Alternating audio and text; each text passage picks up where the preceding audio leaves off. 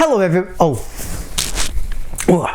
everybody, and welcome to another Top 5 board gaming video. As you may have guessed, today's topic is another entry in my little mini-series about COVID-19. Today I'm going to be talking about my 5 favorite social distancing board games. So as you may have seen in last week's video when I did a discussion on this, I honestly don't think there's a really good way to do a list like this, because social distancing games are essentially anything that you personally can make work. If that means that you're mailing back and forth chess moves or checkers moves, or if you're using Zoom to stare down at a pandemic board, or playing something through Steam or online in some other way, anything and everything is good on that. So what I wanted to do for my personal video with this is just, again, try to get some fun and lightheartedness in the whole situation, because the fact is that this is a bad situation we're in, and so I just want to try to lift some spirits by having a little bit of joking kind of fun with the whole thing. But with that, I hope you guys enjoy it. Of course, as always, let me know anything and everything you all think in the comments below. I'd love to hear from you, especially now. I know that it's really difficult times. We're looking at a very long stretch of nastiness, not only that we've already been through, but even moving forward. So I hope that this helps lift your spirits a little bit, makes you feel a little bit better, and more importantly, I hope that you're all safe and doing well. But with that, we're going to jump right in with my number 5. At number 5, I've got Flick 'em Up. Let's face it, in the end, this game is a little bit cathartic in the sense of you're flicking around a little piece of wood and trying to knock over evil little bad dudes. So this game is great for social distancing because everybody can sort of stand back away from the table while they're waiting for their turn to happen. And of course, if you use something like the Walking Dead edition or whatever you happen to have, then you can think of it even better as a pandemic edition of Flick 'em Up while you're knocking down stuff. It's a really great game that you can play with family members as well, so it works good for kids as well as adults, so it can keep a lot more people entertained, which is kind of nice in general. But with all of that, Flick 'em Up is my number 5.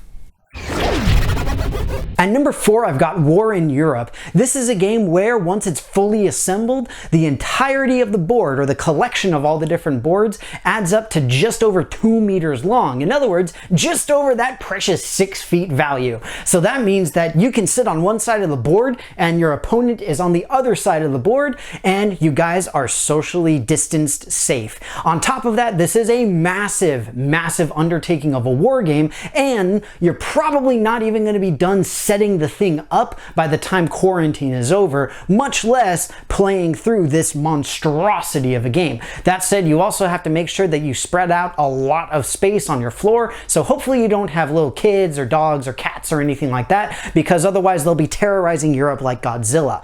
So with all of that though, War in Europe is my number 4. At number 3, I've got Arkham Horror, specifically the 2nd edition with all of the expansions added in. Essentially, in this game, the base game board is by itself about almost 3.5 feet long, plus you add every single expansion, which is another foot for each individual board. On top of that, you got player boards, tokens, markers, all the different cards that you have to have available, and all of that great stuff. So again, you're going to have a great stretch of distance between you and your opponent on either side of the table, and part of the thing that's great about this is that it's cooperative. So it's something, again, that you can play together and you can do things together and make everything happy. On top of that, as we're sitting here on the verge of what could be considered an arguable apocalypse, this game is about a literal apocalypse where the elder gods are awakening and trying to consume the entirety of the planet. Hopefully that's not actually happening right now. We have to assume it's not. But regardless, Arkham Horror 2nd edition is my number 3.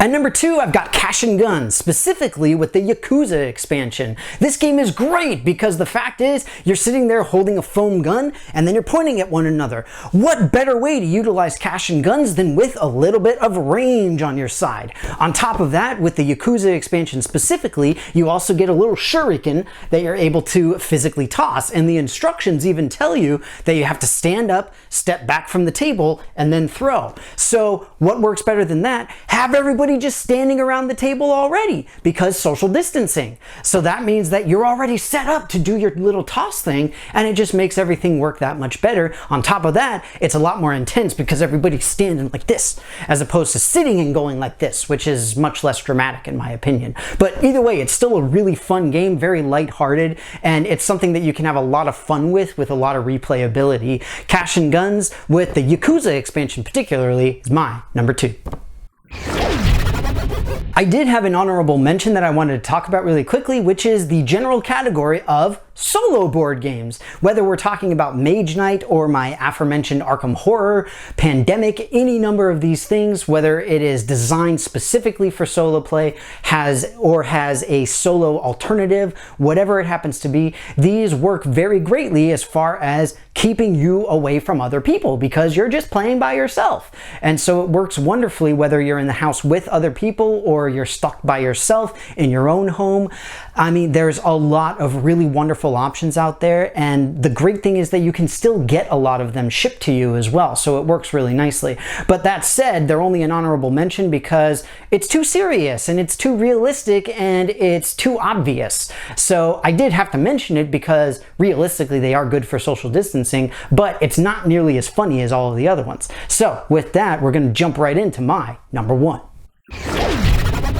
At number 1, I've got Captain Sonar, or if you have too few people, you can just go with regular Sonar. Essentially, in this game, it's wonderful because it comes with a built-in sneeze guard. It's awesome. You guys are sitting on either side of the table and you have this big giant barrier right in front of you, so you won't have to worry too much, at least, about sneezing and coughing and all of those nasty little, aerosolized particles and whatnots. On top of that, you can even take this to the absolute extreme and have everybody in separate rooms with the radio operators literally having walkie-talkies or speakerphones or something along those lines, because then you have a much more true-to-life experience of what it would be like to go around on the submarines and trying to track down your enemies because you have no idea where they are in this big, great open ocean that is also known as your house in this particular case. But either way, it's still a really fun game. It's a great team-building exercise. And again, you really can play in completely separate rooms if you want to, because the whole point is you gotta shout stuff anyway. So it works really well, and you've got Captain Sonar, which plays a lot of players, and you also have Sonar, which is a slowed down, sort of low player optimized edition as well. Both of them work really well. They're a ton of fun. Captain Sonar, my number 1. Well, everybody, that's going to be it for me. I hope that you enjoyed this video on my top 5 favorite social distancing board games. Like I said, I wanted to have a little bit of fun with it, have a little bit of a joking thing, lightheartedness, and essentially just try to lift spirits, because again, we are in a really nasty time. I know that nobody's liking any aspect of this really, because how can we? On top of that, it's probably going to get worse before it gets better. So essentially, we just have to buckle down and really try what we can, when we can, how we can. Once again, please put any and all thoughts that you guys have in the comments below, whether it's games that you've been playing in a realistic way, or games that you'd like to play, any just random thoughts you have, frustrations that you want to share, whatever it happens to be. You guys know I love to hear anything and everything from you all. And in addition, if you haven't done so already, please take a look at my various social media pages where you can interact with myself and my channel in a whole bunch of fun ways. Fact is, I'm stuck at home too, so I don't have a whole lot to do except do my regular work and hopefully have some distractions of like comments and stuff to respond to. So that's all on you guys. But with that, thank you very, very much for watching. Once again, I hope that you enjoyed this. Stay safe, everybody, and I will see you next time.